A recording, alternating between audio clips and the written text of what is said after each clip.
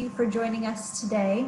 A quick reminder that we're doing this as a webinar style, so all of the audio will be muted for guests automatically. We'll be recording this for viewing later. We'll be posting it to the GWAQ website at a later date, and so you can find that later or share it with friends and colleagues at a different time. So this program is brought to you today by the Georgetown Women's Alliance Qatar and the Georgetown Women's Center. The GWAQ Women's Center was created in 2010, and the mission is to support, educate, and empower women in the community of all cultures, races, identities, spirituality, and ages, in particular for our female students. Established in 2019, the Women's Alliance Qatar is a forum that's dedicated to innovative ideas and strategies that enhance opportunities for women in our community. In the GWAQ, we aim to sustain conversation, interaction, and networking opportunities for our community, as well as hold events and programming that leverage our resources and our network. And so we're happy to have you here today. And to do a quick introduction, Laura Hyatt, who just did the intro, is our Associate Director of Academic Services at Georgetown University here in Qatar. She's also the Georgetown Women's Alliance Qatar Chapter Subcommittee Coordinator. I'm Nicole Hines. I'm the Associate Director of HR here at Georgetown and also a Georgetown Women's Alliance Steering Committee member. I'm the Membership Chair. And leading our session today is Manaz Musavi, who is the Director of the Student Wellness and Counseling Center at Georgetown University here in Qatar. She oversees the Women's Center and she is a co-chair of the Georgetown Women's Alliance. So Manaz is going to talk today about the importance of maintaining our emotional health. She has a PowerPoint presentation, as you can see on your screen, so she'll go through that with everyone, and at the end we'll save some time for conversation with the attendees and to address any questions that you might have. Laura and I will facilitate that conversation, so you can either raise your hand and we will unmute you to ask your question, and then you'll be able to speak, or you can type your comments and questions into the chat and we'll keep an eye on things there. So with that, I will turn it over to Manaz.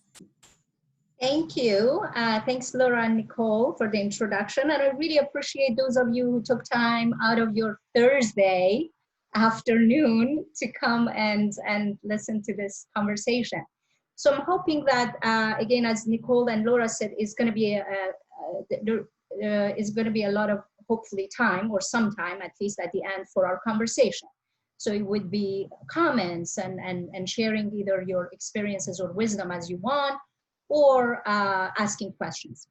So today we're going to focus on emotions. Probably some of you who know me, had a conversation with me, I'm kind of very interested in the topic of emotions, and as well as how it is really work in terms of the connection of our mind and our body. So I'll give you an overview of what we're going to talk about today. So I say a little bit about emotions and what emotions are from at least psychological perspective, and how emotions are connected to our immune system. And then from that, when we talk a bit about the emotions and immune system, I'll talk a little bit about the concept of inoculation or immunity. And then from there, the concept of resiliency, and hopefully just a practice or two that, again, some of you may be familiar, kind of share those that actually I found very helpful, not only for myself, but also when I work with others. So emotions. If you notice emotion, there is a E and emotion, which means that really emotions are designed to be the motor or the engine and the motivation for action. And that action usually in our beings are to mobilize us to act if our survival is in danger or if there is a threat. And definitely in the time like this time, at least some of us feel that threat and feel that there is a risk, and that risk is real. I mean, people are being impacted, their health are being impacted, and as well as some of their lives, unfortunately.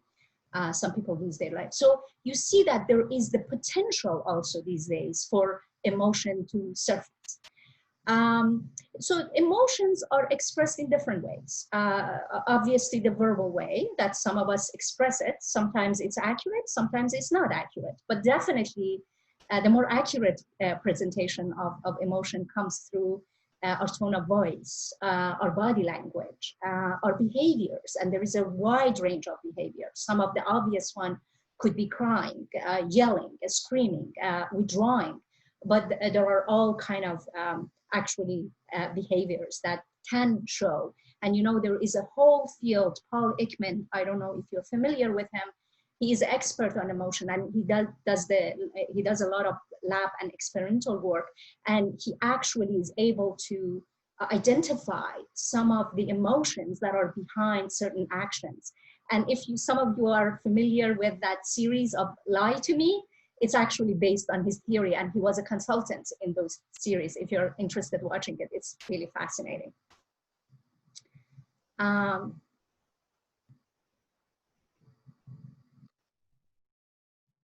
So I thought to kind of look at how emotions work a bit. One from a theoretical perspective, and one from a little more physiological perspective. So we have some understanding of emotion. There are so many different theories. I didn't want to get lost in all of those, because I know I can get lost, because I'm very, very interested on the topic. And I was just flipping through some of these theories that we, as psychologists, we're trained. And I think this one is the best one, probably as of now, and that's from Richard Lazarus, who's the expert on stress and emotions. So he defines that there is usually when we experience emotion, there are some thoughts going on in our mind, and then there is action. A lot of times we don't even know to differentiate. All we see is a globe of feeling surfacing and then taking action. But in reality, in a fraction of seconds, there are steps, there are differences, there are different mental events that work. The first thing is that we observe an event. Something happens, a situation happens. For example, I'm on the street and a car is approaching me. So that's an event. The first thing is a thought or cognitive appraisal. I appraise the situation. Is it dangerous to me, or is it benign? Is my life is in danger or not? Based on that judgment, based on that appraisal, based on that evaluation, I'll take it. Either decide this is irrelevant, no, it's not threatening my life and it has nothing to do with my life, or it's not beneficial for my life, so it's irrelevant. I go about my day. But if I perceive it as something that is relevant to me, especially if I perceive it as is threatening to my life, I feel a stress. So that stress is the motor. Now, the motor mobilize me, energize me to take an action. Again, these are all in a fraction of a second. Then the second appraisal come into the picture. The second appraisal, again, is a thought process. It's an evaluation, it's a judgment. And in that second appraisal, I quickly check, can I cope with this? Do I have the energy? Do I have the resources, internally and externally, to do something about it? If I do, then I take action. If I don't, also either I don't take an action or my body take over and take action for me. So depending on if I appraise a situation stressful, and then that is threatening to my life, and then I also perceive that I don't have much of an option to deal with it, then I feel a lot of stress, or a lot of emotional intensity, because now I need to really, my body and my mind needs to mobilize. So now I'm going to switch a bit from emotion to come to the general way of the body defending itself, right? Generally, our body is designed to defend itself. Both the body and the mind, which we're going to talk about how they are not really apart or distinguishable. So our bodies, our minds are designed to be in good health. So there is an immune system designed in us to take care of it and repair if there is an injury, if there is an illness. I mean, you hear that they are talking about how many people are going to be immune to this COVID-19, how many people have the internal and physiological capacity to overcome it. If not, then what to do? So in general, the body mobilizes its own defense mechanism. However, if the disease or the condition stays for a long time and the mobility of body fail, then it's going to have the opposite effect. The immune system is going to have opposite effect. And sometimes it's going to act against itself. You heard about autoimmune diseases, and autoimmune diseases are diseases that, unfortunately, the immune system, instead of attacking the foreign bodies, it's been so chronically mobilized and energized and excited that it attacks its own cells. And you know, there are some of those like lupus. There are other autoimmune diseases that some of you may be familiar with, and it just kind of really, and now more and more we realize many diseases that we didn't think it was an autoimmune disease, now they are. So the same thing applies to emotion. Obviously, this is a theory again. A lot of things that I talk about, some of them are facts, we know it, and some of them are theoretical that are backed up by research. And this is another one that is actually, emotional inflammation is a terminology that is proposed by Lisa Van Susteren, who used to be a psychiatrist in the psychiatry department in Georgetown University, or Georgetown. And her colleague is Stacy Colino, who's a life coach. So they have a book and it's called Emotional Inflammation, and it's a really interesting one. I listened to some of her talks also, and they bring that immune system concept into the emotional realm, and it's the same. So emotions that are supposed to take care of us and be the driving force for our survival, if we live in a certain situation, especially stressful, uncertain situation, then they may cause overreactivity and our emotions start attacking ourselves. And you, all of us probably are familiar with that in our times, during our lives, sometimes we really have been exposed to the intense and prolonged emotions that they turn into psychological and physical ailment and problems. And that's when we experience intense anger, intense frustration, intense anxiety, intense worriness. And in those situations, we'll see that emotion start attacking ourselves, and it becomes even a phenomenon like self-blame, or it turns to issues that are going to cause other problems like sleeping difficulties, appetite problems, lack of social connections, and withdrawal and isolation. So as I mentioned, mind and body are really one. And this is, again, it's a phrase that I borrow from Zen master Thich Nhat Hanh, who offers, there is a course that he offered a long time ago in Palm Village in France. And it's really bringing this, that it's a fallacy that we think that mind and body are separate, and then there is a connection between them. They are the same. They go through the same mechanism. And to kind of bring it a little more closer, I'm going to apologize for going a bit into physiological perspective. I know I'm kind of really a bit biased about that, but bear with me. And I'm going to have a very brief and even simple kind of presentation of why body and mind are the same and they are not separate. So the way that our immune system works, either physically or emotionally, they go through two major pathways. Again, simplistically speaking, one is a nervous system. The other one is hormonal system or endocrine system. So the nervous system, let's talk about nervous system first and talk about the two of them most of you could be familiar with, sympathetic nervous system and parasympathetic nervous system. The activating nervous system, which is sympathetic nervous system, that is for fight, flight, and activating emotions such as anger, anxiety, frustration. And that is a very fast system. Going back to the example of when we're walking on a street and there is a car approaching us, my sympathetic nervous system activates. It's a very fast system because it has to be. It's fast and it's kind of bulky, which means it's like losing the horse's rein.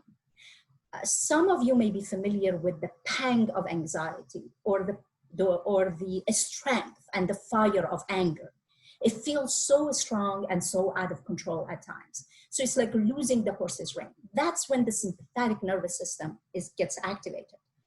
So with the, for example, anxiety is something is wrong, or fear is something is wrong. I have to protect myself. With anger is that there is some injustice or my life is in danger and I have to protect myself, for example. So that's the sympathetic nervous system. There is the one that is kind of almost opposite of that. And they go along the same pathway from the brain all the way to our spinal cord, but in a different location of it. The parasympathetic nervous system is the rest and digest system. That's when I need to calm down. For example, when I see the car coming and then I realize, oh, it's not even coming towards me or our wheels off, then all of a sudden I feel that almost a sudden weakness in my body as well. So part of that is related to parasympathetic system, but also when I'm resting, when I'm digesting, when I'm having a good time, when I'm meditating, when I'm on a vacation, or during the daytime when I'm resting and preparing to go to bed. So these two systems need to really work together. Parasympathetic nervous system is a bit slower because it's not as palpable. I mean, it's, as you can tell, like sympathetic nervous system is really important for immediate survival. Although parasympathetic nervous system is very essential for long-term survival, right? If we're always in activation mode and never in a rest or digest mode, then we run out like a car that is running out of gas and our system breaks down. So it is essential, but not as quickly. So it's slower. And the way that is designed actually in our body, the location of it makes the reaction a bit slower. Now, part of that parasympathetic nervous system, plus a host of other nerves that is connected to that, and we weren't familiar with it many years ago, it's called vagus nervous system. And the vagus nervous system is actually one of the biggest nerves that come out of the spine, part of parasympathetic nervous system, and goes to the face, goes to the heart, goes to the gut. So you can imagine where I'm going with this. When I say gut feeling, when I have heartbeat, increased heartbeat, or calming heartbeat, when I have change in my breathing pattern, when I have facial expression, it's all managed through vagal system. So vagal system actually, it's both activating and calming, interestingly. The activation is for when I'm playful, when I have social engagement, the facial expression that a lot of us have is controlled through vagus system. And that's when, you just invite people to be playful or to reciprocate with you. However, when the body is really attacked, and we see, if we go into the appraisal, that it is a threat and I do not have the resources to face it, this system take action and I go through either freezing mode, which is a camouflage that I don't exist, I freeze, paralyzed, or I go to a fainting phase, which means that I play dead.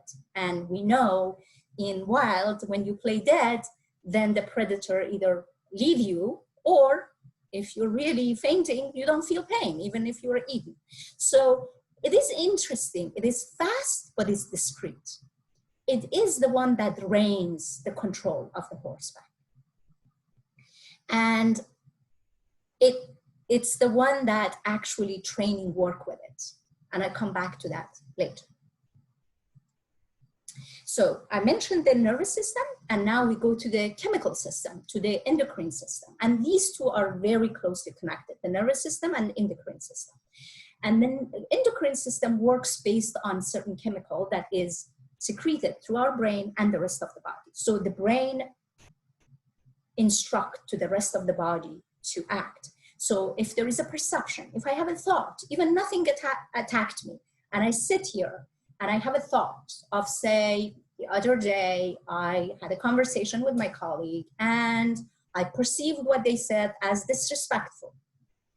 That appraisal, that thought is going to generate some sort of emotion in me. And that emotion could be anything, depending on who I am, what is my background, and what is my interpretation. I can be scared, I can be anxious, I can be worried, or I can get angry. Or I can feel like, withdrawn and I don't want to interact with anybody, right? So those emotions are modulated also through certain pathway in the brain and in the body. For example, say, if I feel something is threatening to my body, there is a cortisol pathway. So the brain instructs to my kidney to have some secretion of cortisol, more cortisol that is usually in my body. And cortisol works with the immune system very closely. You all know, when our immune system is really overacting, what do? Right? So they give you medication, they give you a steroid, they give you medication to change the level of cortisol. So cortisol works with the inflammation system. So the inflammation literally is physical inflammation as well as emotional inflammation. Now that feedback goes to my brain, either it's going to calm it down or it's going to increase it. And if this loop goes on and on and on, if I get angrier and angrier or more anxious or more stressed, this goes on and on until I really get to the place that I don't have any control over my emotion anymore and it turns against itself. I hope it makes sense so far. But if it doesn't, make a note of your question or concern and we talk about it a little at the end. So now, what do we do? Again, we borrow from physiology. There is a concept of immunity. And these days, everybody's frantically looking for that perfect vaccine for COVID-19. But historically, we have gone through many reiteration of helping the body to improve its immune system through all the vaccinations. As you know, in Georgetown, and in Education City, actually, vaccination, and many countries, certain vaccinations are mandatory. Well, how vaccination works? Vaccination presents a little of that actual danger, a weakened version of that actual danger, or a killed germ to the body. So it's measured level of danger. So the body perceives the danger, responds to it, get the immune system to work. And when the immune system works, now it's preparation. So what happened next time when there is the actual disease coming and attacking me, now my immune system soon recognizes it. It has built its own actually cells to attack them, and it does the job for it. Yeah. Now, Michael Baum, who is a psychologist, who's a cognitive behavioral psychologist, and I think it was like in 80s, he proposed these stress inoculation. And back then I was a college student and I was just like very fascinated with this theory. I'm like, wow, this really makes sense. And I used it with, I used to do practicum and I used it with my clients. And we found that, wow, this was really helpful. So it is experiencing with minor stressors. During the other times also, hopefully we have time before we face the real stress, although life is not like that. So we need to learn how to deal with this stress to build our psychological preparedness and what we call resilience. Now, how does that work? I keep clicking on the right button. Sorry about that. So how resiliency work? Let's talk about the organizational level, because human being is also an organ, but also in business, you've heard these days, everybody talks about how businesses are going to survive, how we're going to be resilient, how we're going to bounce back. And that's what they mean by resiliency. Diane Kuto has talked about this notion of how to build the resiliency for organizations. And we see how we can adapt it to individuals as well.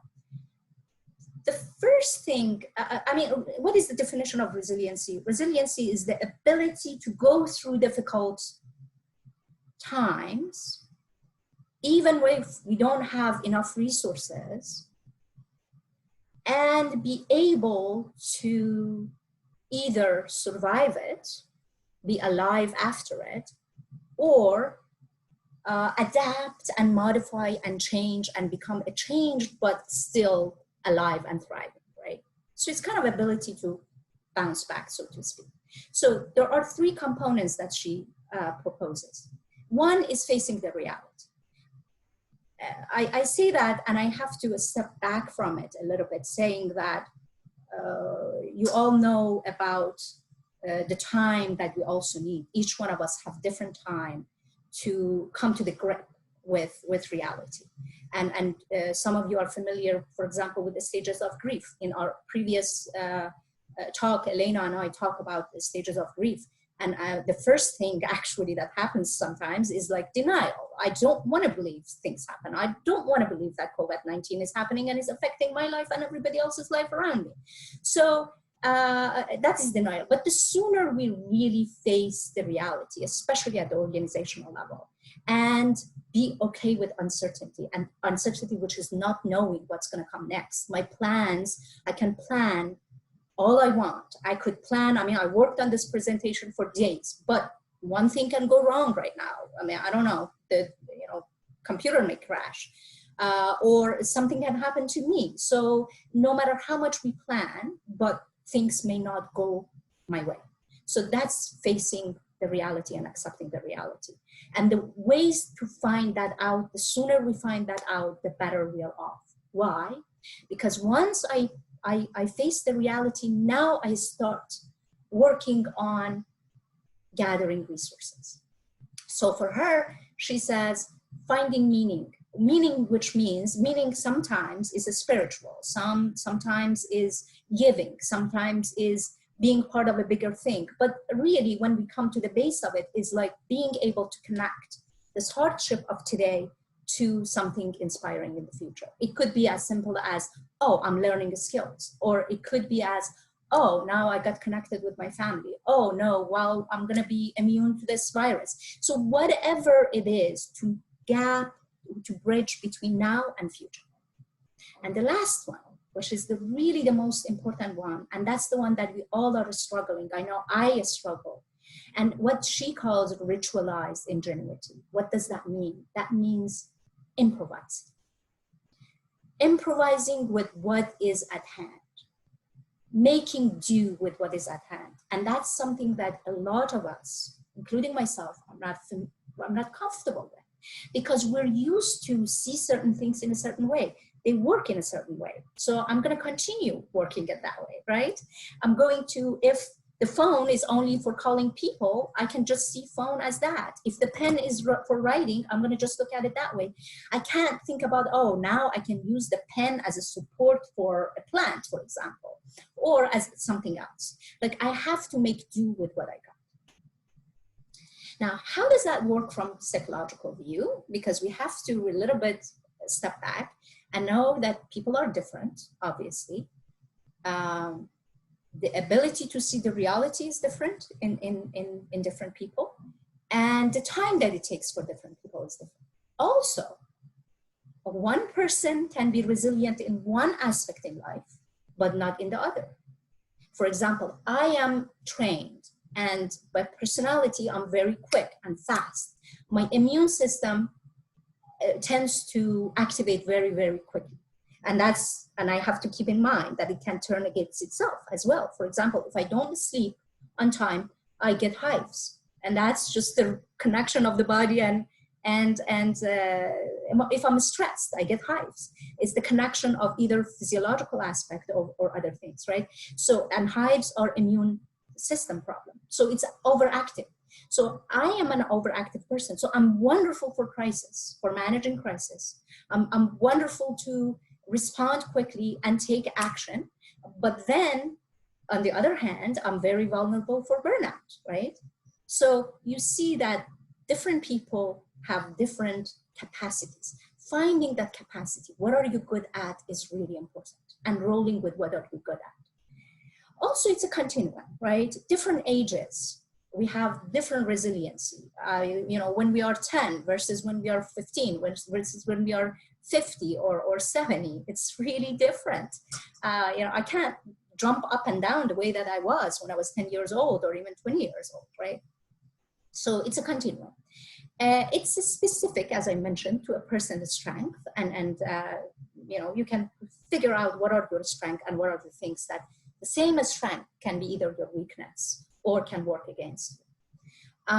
It depends on what kind of a condition we're in. Sometimes I'm in a good place. I have a lot of good connections. I am financially secure, and I had a good night of sleep. I had a good meal, and then definitely I'm more resilient.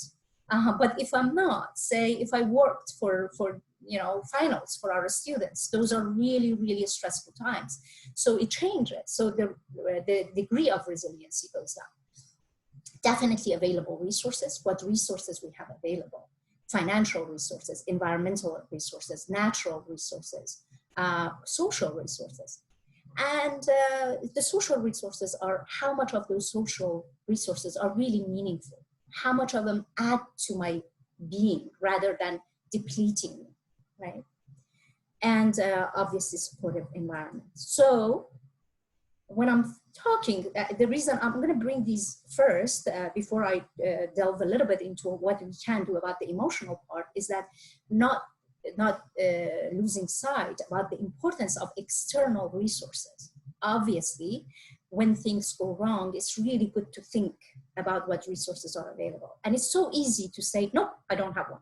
Nope, I don't have one. Because when we are upset and are under emotional attack ourselves, it's easy to not see any solution or any resources, right? So it's good to think about what resources I have available, what support system, even minimal, I have available, what kind of nature is available to me. For example, me living in Qatar is very different from me living in Ohio, where I lived before, or living in upstate New York, where I lived before. I mean, over there, it was snow. I had to do something with the snow and cold and ice. Over here, it's heat and water and wonderful winter, but a very hot summer. So I have to deal with it and see what is available for me in nature. And positive connections. Definitely during this time is way more important than any other time in our history or in my history. That physical distancing does not mean social distancing. And I know that it's kind of taken off and everybody talks about social distancing, but it's really social distancing. We are social beings and we cannot live without a whole support of other beings. And making those positive connections. It doesn't have to be complete. Again, we don't have to be perfectionists about it. And creating a structure and routine in our life, especially now these days, it's way more important that what kind of a structure I put in my life. I pretend that I'm going to work. I mean, in the morning, I just say, hey, bye, I'm gone. And then at night, I'm like, hey, I'm home. Although I continue, even if I continue working from home, it feels like I'm home and I'm in the living room and I'm starting to work from home. So in terms of internal resiliency, there is, if you remember, we talk about appraisal. Appraisal is really important. That's a cognitive, that's a thought. Thoughts are really important in how we feel, the same way as it's really important how we feel and it's impacting our thoughts. It's a two-way street. So how I interpret events is really important. How much I say, what I think about uncertainty is really important. What I think about the impact of what's happening right now in my life is important. Meaning making, that we mentioned it's really important. What is my purpose and how I want to use this meaning for setting a goal in my life is really important. Gaining perspective. Sometimes we get very tunnel vision and it just is just what it is and nothing else behind it. And I feel like there is no way out of it. And that's very important to pull out. And sometimes a sense of humor is really important. It's really good. Long time ago, I used to work with a client. I was doing my practicum in my PhD program, and I worked with a client who was really had a very, very bad environment, very abusive mother, although she was in her late 50s. And she taught me how using sense of humor, after she started getting over the severe depression that she had, and we were talking about humor, and one time she gave me an example that was just always stuck with me, that how much a sense of humor, even during the time that she was just cleaning feces all over the world, all over the living room, and she used a sense of humor, and she said, I just started cracking after I see that. So really a good sense of humor is important for resiliency, and it actually activates our parasympathetic nervous system and vagus nervous system. So talking about the vagus nervous system. So how do we restore our balance through strengthening our vagus nervous system? I'm sure you heard a lot, not only these days, over your life, about self-care, about breathing, and about emotional care. Why these are important? Hopefully now you actually got some glimpse, if you didn't already know, why it is important to take care of our body. Why is it important to be engaged in physical activity, sleep, nutrition? They all help, not only with our nervous system, but also they help with our chemical system. So the two of them can really work together and help with the improving the parasympathetic. It's constant, it's like going to work out, right? We constantly work between excitation of the muscles and relaxation of the muscles to strengthen them. The same way is with our with anything else that we do, is strengthening between the sympathetic nervous system and parasympathetic nervous system and making them work together, right? So physical activity gets our parasympathetic work well. And then the resting of it and the relaxation of it, like in yoga, definitely is a good one, because we activate and then we relax. And we do relaxation within the activation, which means that strengthening our vagal system, our vagal nervous system. Breathing, learning different way of breathing. One of the most important breathing exercises are the ones that you can actually I'm told that we have 5 minutes, which actually that's how much I need. So one of the breathing practices is that to learn how to manage the ratio of breathing to 1 to 2. For example, if I'm breathing in a count of 2, it's good to learn how to breathe out in a count of 4. Initially, it might be very difficult, and I may feel that it is suffocating, but over time, I can increase that capacity. During the time that I'm okay, I can lay down, I can be okay, and there is nothing that is urgent on my agenda. So there are a host of breathing practices. There is one whole traditional pranayama breathing practices that they teach us how to improve the lung capacity. And now we get to the one that actually directly attend to the emotions. And that's something that is called RAIN practice. Some of my students are really familiar with the RAIN practice because I talk about it all the time. Tara Brach is a psychologist, and I can actually, let me see if I can post the website for those of you who are interested. And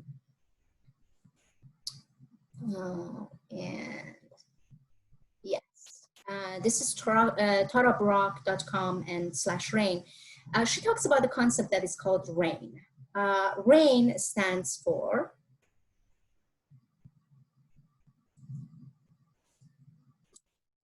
recognize, and that's recognition of emotion. And I would have loved that somebody who knows this, especially my student, would talk about this, because they kind of know it. Some of them are actually, they memorized it. Recognize the emotion. And when we recognize the emotion, we know the thoughts sometimes are fuel and they bring fuel to emotions. Momentarily for this practice, we put the thoughts aside and we're like, yes, I know, for example, so-and-so did this to me and they were disrespectful to me. Thank you. You can stay right here. And now I recognize what is the emotion. I may feel angry, may feel anxious, maybe feeling fearful, or a host of different emotions. Now I allow it, that's A. I don't fight it off for this practice, right? I say, yep, I feel fear. Now I investigated in my body. Where do I feel the emotion? Where? Is it in my heart? Is it in my gut? Is it in my hands, my legs, my arm? Not thinking about it. It's not thinking, it's actually sensing it from within. I would have loved to have I thought about this, should we have a practice? Then I thought, you know, I don't want to really generate or trigger strong emotions because, yeah, and then let you go. But you can work with this yourself, or you can come to me if you like, or you can go to the website and do it on your own. And the last piece of it, which is N, it stands for many things. It can be natural about it, non-judgmental about it, do not identify with it. Not identification is like not saying, I am angry. Looking at it as something that is part of my experience, but not all of my experience, which means that I feel anger, or I'm aware of feeling anger, not that I'm angry. Because then if I'm angry, then it's gonna be the entire me and there is no way to rein it back, right? These practices definitely work with vagus nervous system. Obviously, all said and done, there are times that we can manage things on our own. So if there are these symptoms, there are persistent, intense emotions, especially feeling of helplessness, worthlessness, and it's overwhelming, and we can't really take pleasure in any pleasurable activity, this is the time to go and consult with somebody and seek support. If we can't function, I can't sleep, I can't eat, or I overeat, or I can't concentrate, not for one day or two, obviously we all go through that, or in grief, it's more than that, but it goes over 2 weeks, for example, that's a time to actually do something about it. But it's good to notice it ahead of time. If I engage in risky behaviors, reckless behaviors, substance abuse, self-injury, and if I consistently thinking about death or harming myself or killing myself, that's another one. I want to put it out there that suicidal thoughts are very, very common, especially, you know, they say up to 35% of people at one time or other have had thoughts of suicide. It's not, you know, but persistent thinking and actually planning and having intention, it's the one. So I have a lot of resources here if you want to take a look, but I really appreciate your patience. I know it was just kind of one-sided and I said it and said it and said it, and now it's open to our conversation.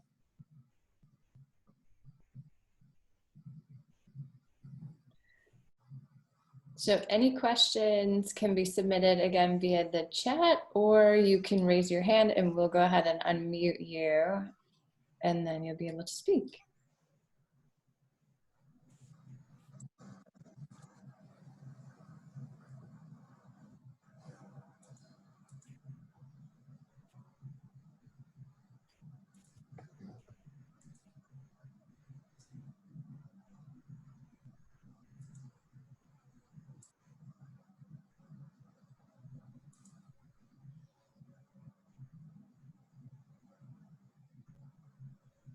Nayla has raised her hand. All right, Neela, you should be able to speak. You can unmute yourself now. Hello, can you hear me? We can.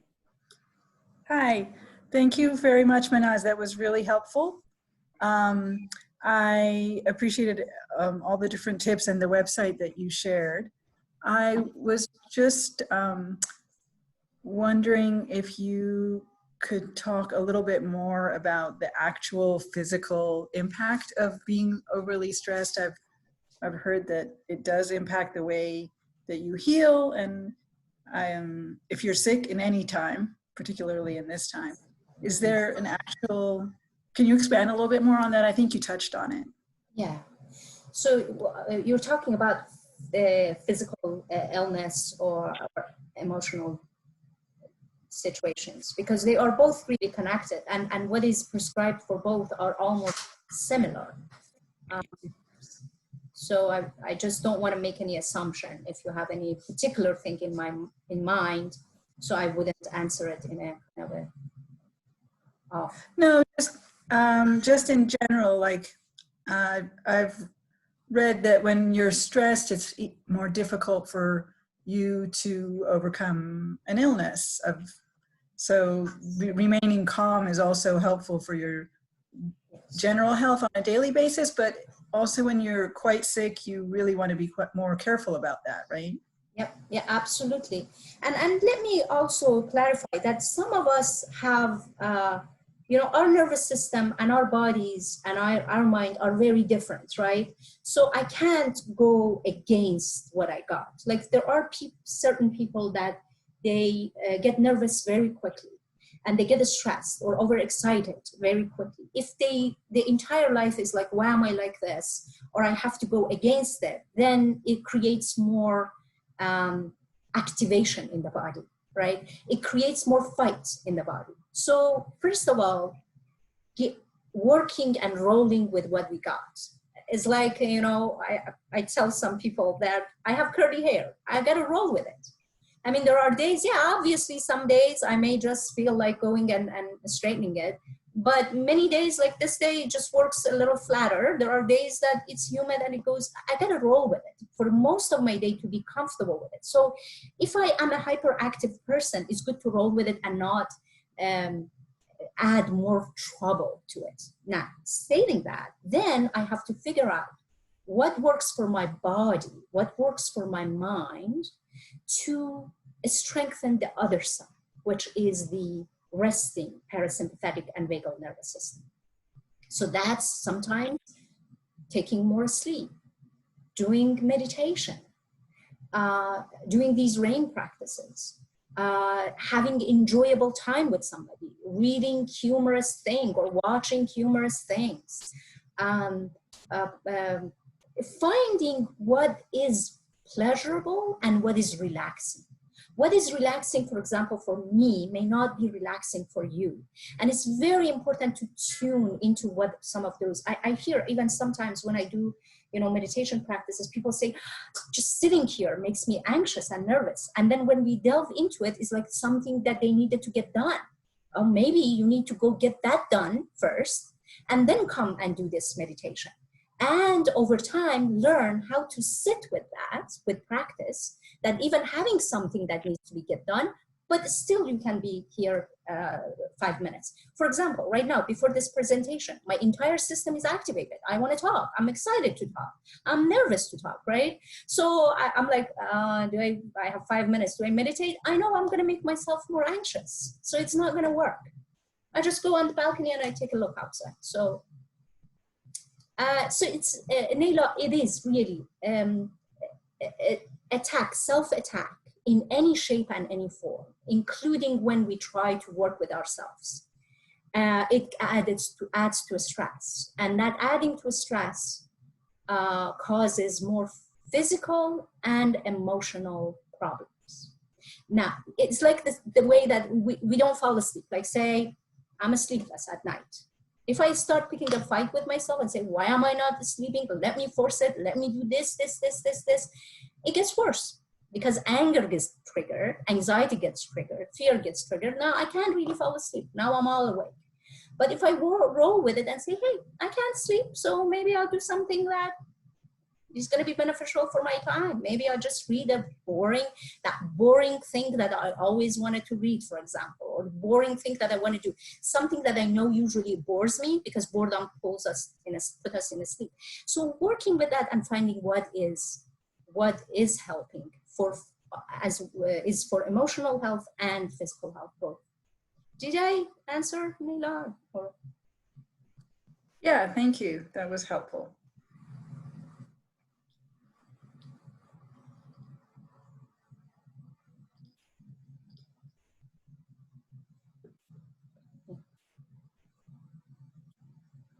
And we have another question from Elena. You should be able to unmute yourself now. Thanks. It's not so much a question. It was just sort of kind of tagging along and sort of recognizing. I know from my own experiences of a lot of times we can't change the thoughts in our head as far as our anxieties, our worries, our concerns. But the one thing, as Manhaj was talking about, is we do have some control over our body and the way it's responding to those thoughts and emotions. And so just sort of the breath work and thinking about how our breath is very much impacted or impacts our nervous system. It's a feedback. So certain thoughts and feelings might activate our parasympathetic or sympathetic nervous system, and then we can sort of change our breath and have an impact back on those systems. And it can just sometimes, I say, it doesn't necessarily take away everything, but it's sort of, it gives you a little bit of a space, a place to breathe, to kind of catch your breath, to go forward and find other resources. And I don't know if Manhaj, you want to elaborate more on that, but I thought to sort of share that little bit as well, that I know sometimes people feel that can be helpful, just so, you know, those few deep breaths, that the longer exhale over the inhale. Thanks, Elena. That's really, I'm so glad that you brought that up, because I was just reading an article, and some of you know that we do have biofeedback, which it works on how to modulate and how to work with your breath. And there are apps that you can actually download and work. One of them is like Belly Bio, I think, but there are many of them. Calm has it, other apps have it. There are a lot of these resources actually on our website as well. If you go to Student Wellness website, Health and Wellness, you see there are these external things. So it helps to learn some of these and practice with them. So with what we do with biofeedback and with some of these practices, and the article that I was reading is actually, it's very interesting that our perception changes as our heart beats. When there is the ejection of blood through our heart, our sensation decreases. When there is the pulling in blood from the body to the heart, our perception changes, and our ability to perceive sensations increases. And the heart works with breath. We can change the heart rate through, we don't have direct access to heart. We cannot change our heartbeat directly, but what we can do is through the breathing. Short-term breathing and the practice of breathing over a long time. So if I learn breathing techniques, different breathing techniques, the easiest one is what we do in meditation. Just sit with your breath. Don't do anything. Just sit with your breath and watch your breath. The breath and the body has the tendency to modulate itself. As you notice, for example, when I am active, when I'm running or when I'm working out, my breath is very different from the time that I'm sitting down. When I'm talking is very different from when I'm quiet. So body adapts, changes the breath to modulate the amount of oxygen that it's going to get to the body, which is going to be pumped by heart, and heart is going to change its beat. Now, I can reverse that process by the way that I breathe. So there are, I know that, Elena, you have that breath of joy, which is actually very helpful when we are stressed. And I don't know if I can demonstrate that really good, but it requires me standing up, right, Elena? Should I do it or you want to do it? Well, I'll let you do it. Okay, see if I do it. So Breath of Joy, right? I stand up. yeah, but Breath of Joy is generally also more of a way to activate. So it's a way of when people are maybe feeling more down and don't have energy. So it's a way to sort of reactivate.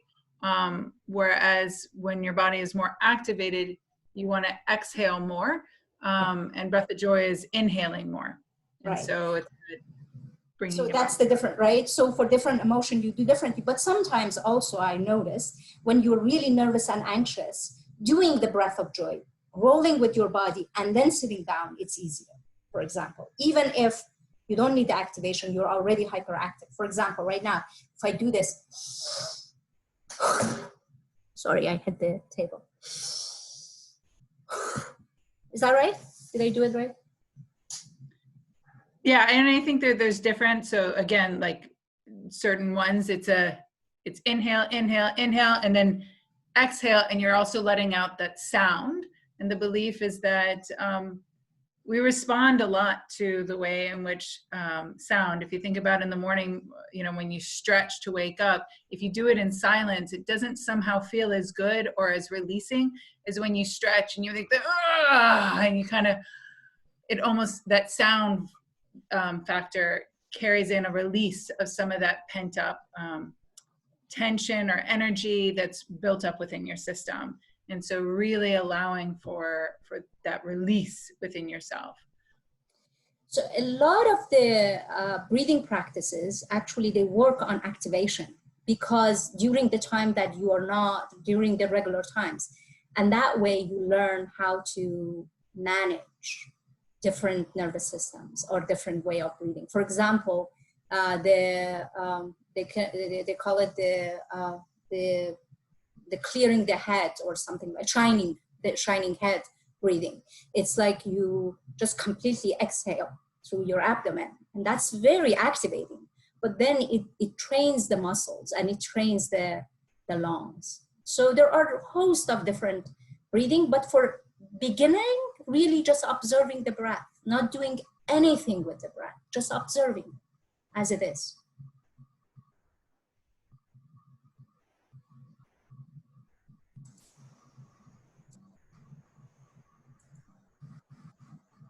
Manaz, do you want to take one more question or should we close up here? Sure, we can go with one more question. There is 1 minute. I try to be brief. We don't have any in the chat. Any final questions?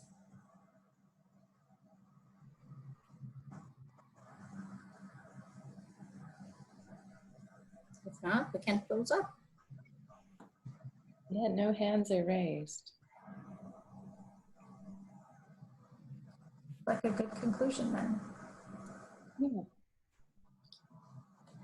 So I just want to tell everyone that we're all in it as a community. So hopefully we can support each other. I know both Women's Center and Women Alliance, Georgetown Women Alliance, we try our best. And we are offering what we could, but obviously each one of us has different things to offer. And for students, you know that both, all of us, Sarah, Elena, and I are working, and Elena and I continue to see students. So if there are anything that needs a follow-up, feel free to reach out. For faculty and staff, we always consult. We provide information or resources. If you have a question, we would be happy.